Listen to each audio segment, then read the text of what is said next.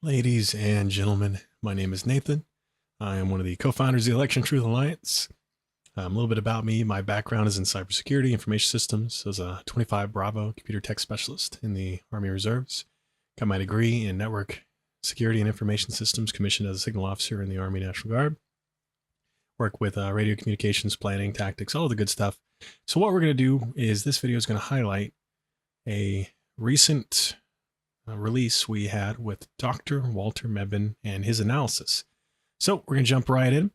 The ETA, nonpartisan nonprofit organization that I helped found with Jive and Lily, amazing co-founders. We have been investigating the 2024 presidential election and past elections, and we have highlighted a Pennsylvania analysis of 3 counties. And so we provided that data to Dr. Walter Mebane. He's honestly one of the leading U.S. election fraud experts. He's renowned for his work in forensics and statistical detection of election fraud.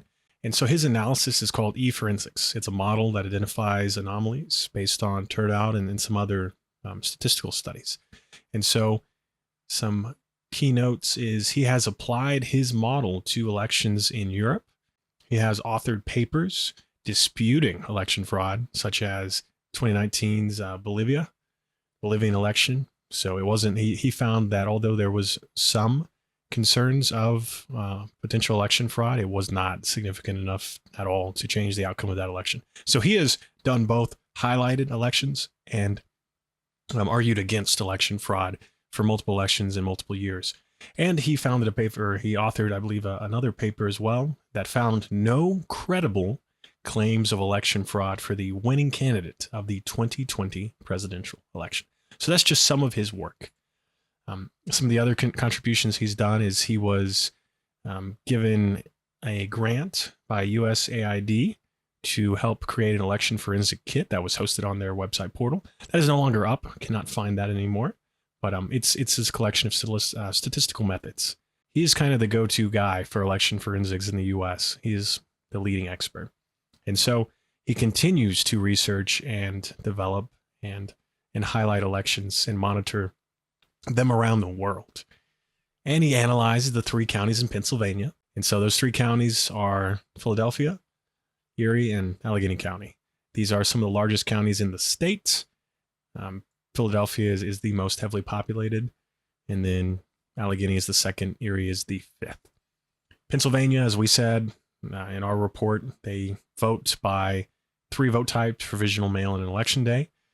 And what we're going to highlight is that although they did conduct a 2% audit and another larger audit, we're going to show you our statistical concerns that the ETA produced and the concerns of Dr. Walter Mebane.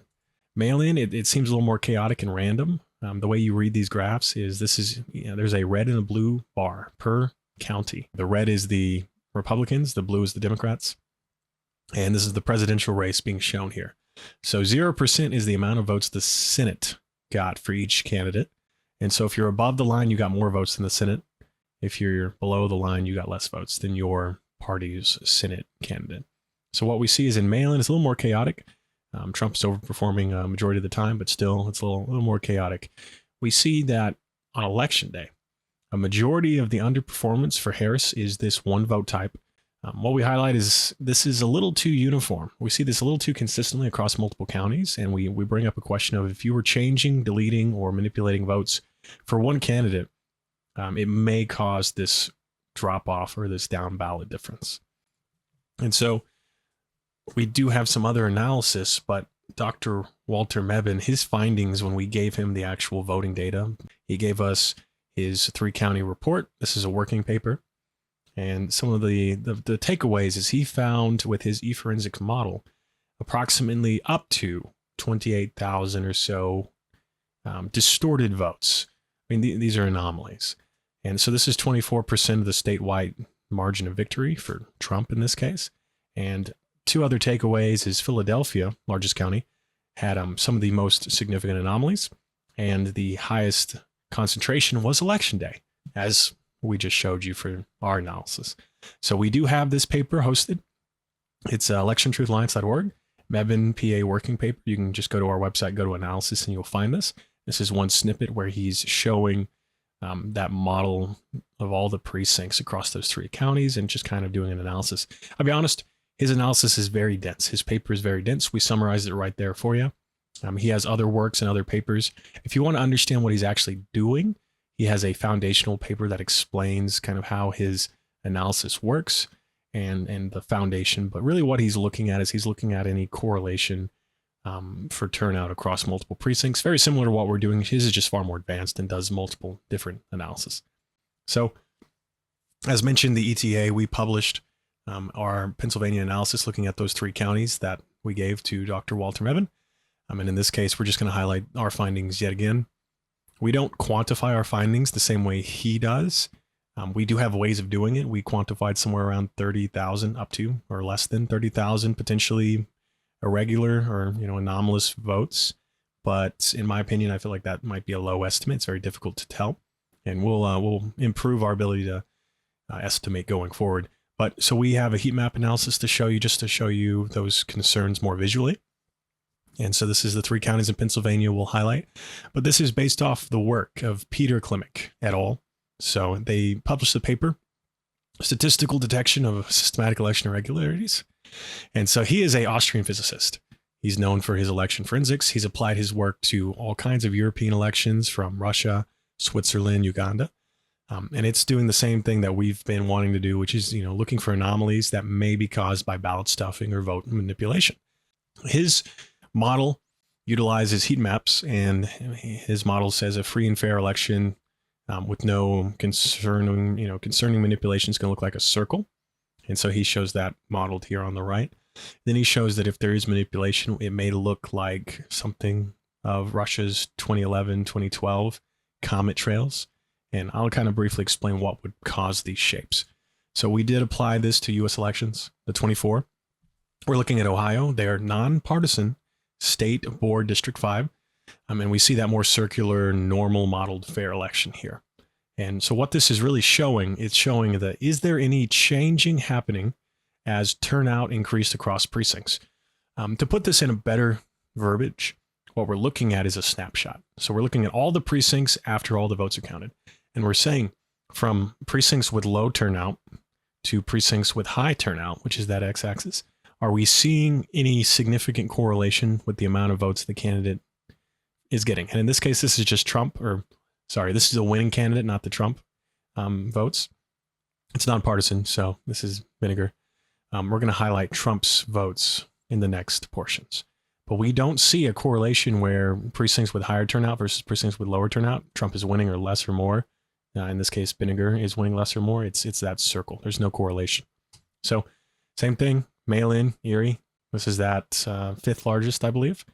And we see that more circular, normal, expected pattern.